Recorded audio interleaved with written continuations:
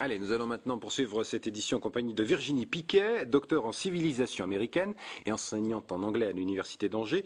Vous venez de publier aux éditions Offris cet ouvrage intitulé L'image du président de John Kennedy à Barack Obama. Qu'est-ce qui vous a incité à écrire ce livre? Alors, initialement, c'est une thèse de doctorat que j'ai soutenue en 2007, qui a été intitulée La dégradation de l'image du président dans la presse américaine de John Kennedy à George W. Bush. Et puis évidemment, j'ai rajouté Barack Obama. Il y a eu la campagne de 2008, il a été élu, comme tout le monde le sait, et donc je trouvais intéressant de pouvoir faire un parallèle entre Kennedy et Obama et de traiter en fait la dégradation de l'image et également poser la question peut-être de la restauration de l'image présidentielle. Avec Barack Obama. Ça tombe bien d'ailleurs puisque c'est le premier anniversaire de son investiture. Alors, vous démarrez votre histoire avec John Kennedy. C'est véritablement le premier président américain médiatique. C'est le premier qui utilise la télévision notamment. Oui, alors déjà parce que la télévision devient un média de masse en 1963. On considère que 50% des foyers américains reçoivent la télévision à cette époque-là. C'est le premier aussi à faire les conférences de presse télévisées. Il excelle en plus dans le domaine.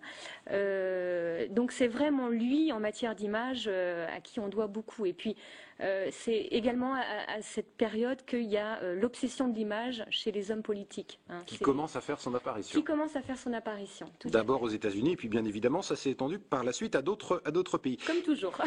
Quel est le président américain qui a le mieux utilisé son image, ou l'image, ou ses relations avec les médias? Alors est-ce que, en particulier, Ronald Reagan, qui était un acteur, a utilisé les ficelles du métier? Tout à fait. Je dirais Kennedy et Reagan, en fait. C'était les deux meilleurs, sans aucun doute.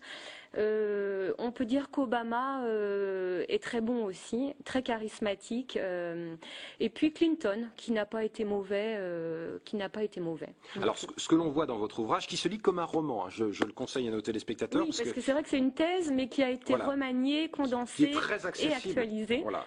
Alors, on se rend compte aussi qu'il y a une dégradation très forte de l'image du président américain. On se souvient qu'il y avait quelques frasques dans la vie de John Kennedy liées à sa vie privée, mais on n'en parlait pas à cette époque-là, alors que, par exemple, avec Bill Clinton, j'allais dire que c'est pratiquement ce qu'on retient de sa présidence, quoi. Oui, c'est autre temps, autre mœurs. C'est-à-dire que on voit bien que le Vietnam, le Watergate ont désinhibé les journalistes et qu'on est passé de la révérence, de l'admiration à une forme de méfiance et de cynisme, et puis à ce qu'on appelle, à ce que j'appelle en tous les cas la tyrannie de la transparence. C'est-à-dire que les médias fouillent dans la vie privée du président et c'est vendeur, hein, de toute façon aussi. Il faut quand même le reconnaître, même si ils sont allés tellement loin que ça s'est retourné contre eux à un moment donné, puisque l'opinion publique a quand même soutenu Clinton jusqu'au bout. Bon, on a l'impression que Barack Obama a pris conscience de tout cela et qu'il s'est constitué une sorte de carapace. Oui, même si on le voit beaucoup dans les médias quand même, hein.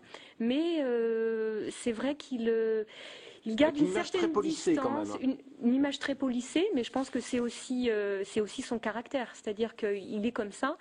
C'est une personnalité très charismatique qui s'exprime très bien également dans les médias et qui les utilise très bien. D'ailleurs, on l'a vu pendant la campagne, une campagne extrêmement disciplinée.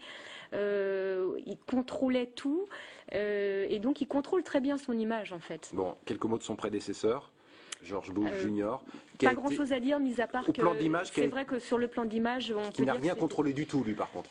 Et pourtant, il a essayé de contrôler. On n'a jamais eu une administration qui contrôlait autant les médias. Enfin, si, à part peut-être Nixon et Reagan, mais qui contrôlait autant les médias.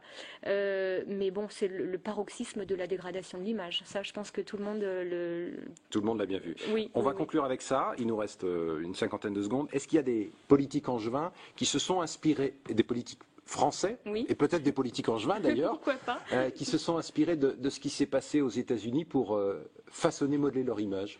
Je pense que Ségolène Royal est une de celles qui s'en est inspirée. D'ailleurs, elle l'a dit, je crois, elle s'en est pas cachée, hein. Peut-être aussi Nicolas Sarkozy, mais dans une moindre mesure, je pense. Voilà ce que je dirais pour les Français qui se sont pour les inspirés Français. de ce qui s'est passé là-bas aux États-Unis. Alors, je vous rappelle donc le titre de cet ouvrage, L'image du président, aux éditions Ofrice. Et puis vous serez, et je le précise demain, en dédicace à la librairie Richier. C'est entre 15 et 18 heures. Merci d'avoir été notre invité ce soir sur ce plateau. Pour terminer cette édition, deux petites idées de sortie avec tout d'abord le Salon du voyage et des loisirs qui se déroulera ce week-end au centre de congrès d'Angers, après l'Afrique du Sud en 2008, après la Nouvelle-Calédonie en 2009, c'est cette fois-ci la Corse qui sera à l'honneur. Enfin, sachez que c'est ce week-end que le zoo de Douai-la-Fontaine réouvre ses portes pour la nouvelle saison 2010. C'est la fin de ce JT. Lundi, c'est Charlotte Blanchet que vous retrouverez à cette même place. Bon week-end à tous en notre compagnie.